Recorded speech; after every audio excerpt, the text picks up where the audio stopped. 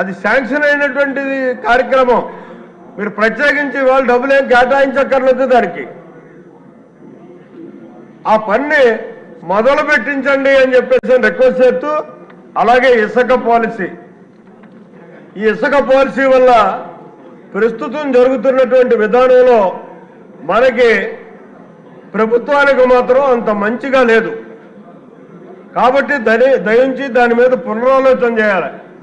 అధికారుల జోక్యం తగ్గించాలి.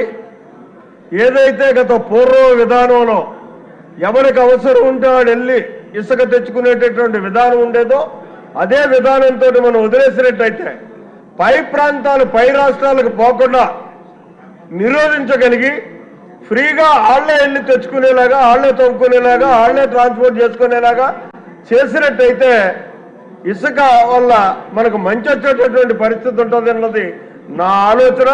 దాని మీద దృష్టి పెట్టమని చెప్పేసి వినయపూర్వకంగా కోరుకుంటూ, ఇక మట్టి ఇంకొద్ది సార్, ఏ ట్యాక్స్ దయచేసి కూర్చోండి. ఇంకా లాభం లేదు. I have to use my description. I'm sorry sir. Reddappa గారు, మాధవి స్టార్ట్ చేయమ్మా.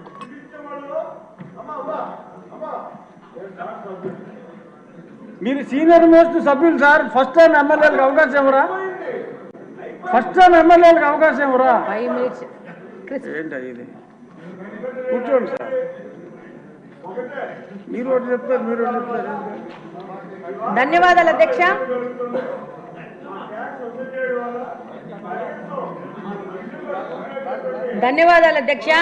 ఈ అవకాశం నాకు ఇచ్చినందుకు.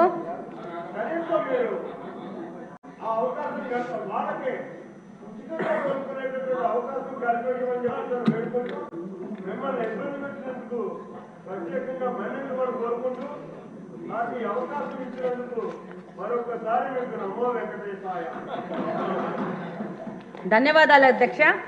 ఈరోజు ఈ బడ్జెట్ సందర్భంగా ఈ అవకాశం ఇచ్చినందుకు. వెనకబడిన ప్రాంతం రాయలసీమ ప్రాంతం, అది కడప నియోజకవర్గం నుంచి వచ్చాను.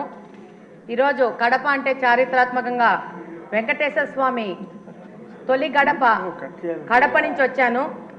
విపరీతమైన మినరల్ రిసోర్సెస్ ఉన్న ప్రాంతం నుంచి వచ్చాను. కానీ మా నియోజకవర్గానికి మంచినీళ్ళు లేని పరిస్థితిలో మేము చాలా కొట్టుమిట్టాడుతూ ఉన్నాము. దాదాపు బ్రిటిషర్స్ కాలంలోనే మాకు ఎయిర్పోర్ట్ ఉంది, ఎయిర్ బేస్ ఉంది. అప్పుడే డెవలప్ అయిన కడప నియోజకవర్గానికి ఈ రోజు పరిస్థితి ఏంటంటే, మాధవి గారు, ఇది బడ్జెట్ మీద డిస్కషన్. చెప్తాను.